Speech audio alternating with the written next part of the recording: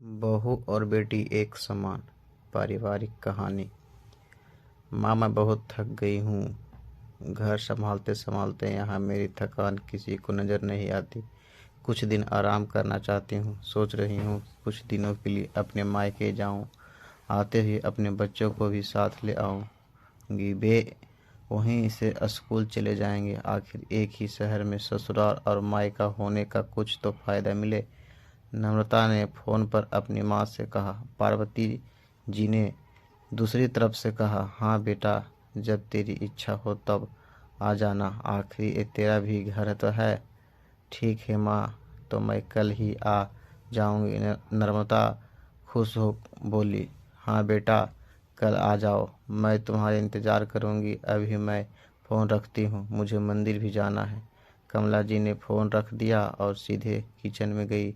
Kitchen में खाना बना रही बहू को से बोली, अरे अनुपमा, सुनो, कल तुम्हारी ननद आ रही है। आज बाजार जाकर फल सब्जी और मिठाई लेकर आना। बेचारी मेरी बेटी ससुराल में नौकरों की तरह काम करती है और उस पर कोई ध्यान ही नहीं देता। यहाँ आएगी, कुछ दिन रहेगी तो उसका मन और तबीयत अच्छे रहेंगे। सास के मुंह से ऐसी बातें सुनकर अनुपमा का चेहरा उतर गया। वह मन ही मन सोचने लगी, काश आपको मेरी थकावट भी नज़र आती।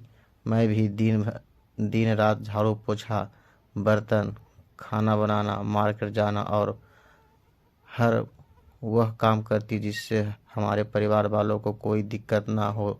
काश आप मुझ पर भी ध्यान दे पाती। आपकी बेटी तो जब मन में आती है तब यहाँ आ जाती, लेकिन मैं साल में एक बार ही अपनी माँ के पास जाती हूँ, तब भी आपको प्रॉब्लम होती है। मैं भी इंसान हूँ, मेरी भी जान मन है। मुझे भी लगता है अपनी माँ के पास जाकर थोड़ा आराम करूँ, सुख दुख की दो चार बातें करूं, अपना मन हल्का करूं। भगवान, अब तुम ही कुछ करो ताकि मेरी सास की आंखें खुले और उसे मेरी थकावट भी नजर आए। शाम तक भगवान ने जैसे अनुपमा की सुन ली और उनकी ननद का फ़ोन आया। ननद ने अपनी माँ से कहा कि उसकी सास ने उसे मायका आने के लिए मना कर दिया है, इसलिए इस बार वो नहीं आ सकती। पार्वती जी, ऐसे कैसे मना कर दिया? पहले तो कभी वह तुम्हें आने के लिए ही नहीं रोकती थी, इस बार भला क्या हो गया? लाओ, मेरी बात कराओ, उसने मैं समझाती हूँ। नम्रता ने फ़ोन अपनी सास के पास दिया। पार्वती जी ने कहा, नमस्कार समधन जी, आपसे कुछ कहना था। समधन जी ने कहा, कहिए। दरअसल नम्रता कल त्योहार है, इसलिए अपने मायके आना चाहती है। अगर आप उसे भेज दे तो अच्छा रहेगा। नम्रता की सास ने कहा, देखिए समधन जी, आपकी बेटी मायके जा रहे हैं, इस बात के लिए हमने उसे कभी नहीं रोका और इस बात से हमें कोई प्रॉब्लम नहीं है।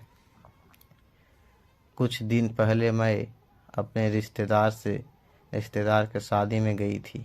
वहाँ आपकी बहू अनुपमा की माता जी से मिलने का मौका मिला।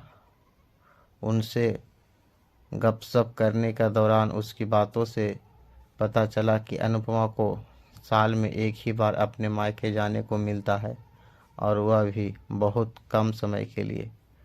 मुझे लगता है आपको पहले अनुपमा को उसके मायके भेज देना चाहिए और वह जब मायके होकर आ जाएगी तो मैं नम्रता को आपके पास भेज दूंगी।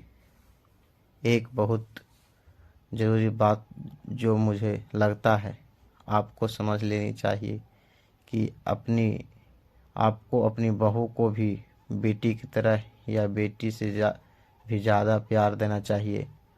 उसे भी मायके जाने की इच्छा होती है।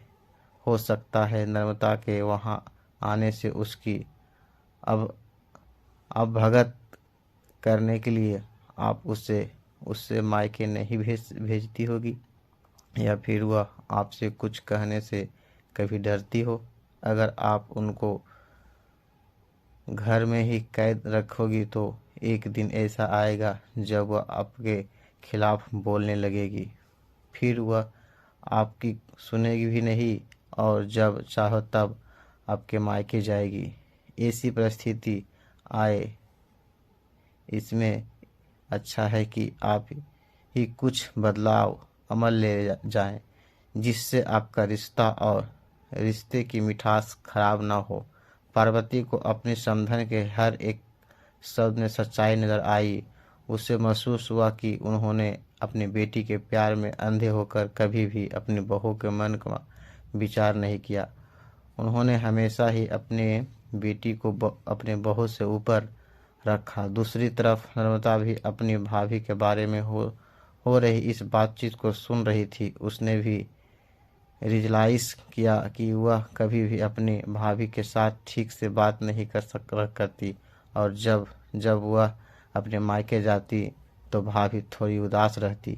पार्वती जी ने अपनी बहू को बुलाया और उससे कहा कि अनुपमा कुछ दिनों के लिए नर्मदा नहीं आने वाली है, इसलिए पहले तुम अपने मायके होकर आओ।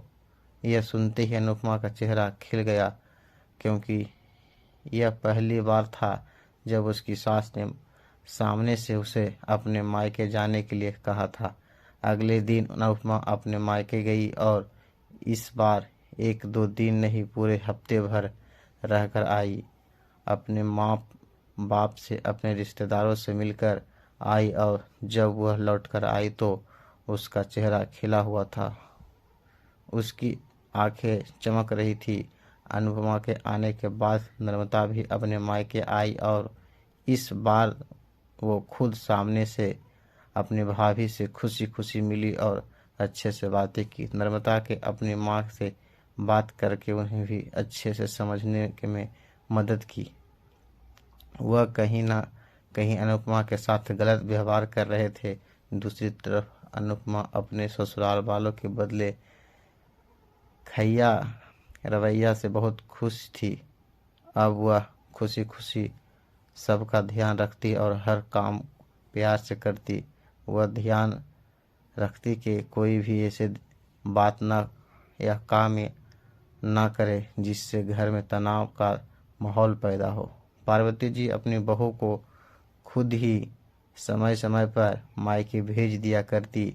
एक छोटी से बदलाव से सास बहू और ननद के बीच भी कड़वाहट को दूर कर दिया और रिश्तों को भी ज़्यादा मीठा और मजबूत कर दिया। दोस्तों, यह कहानी आपको कैसी लगी कमेंट करके ज़रूर बताएं। धन्यवाद।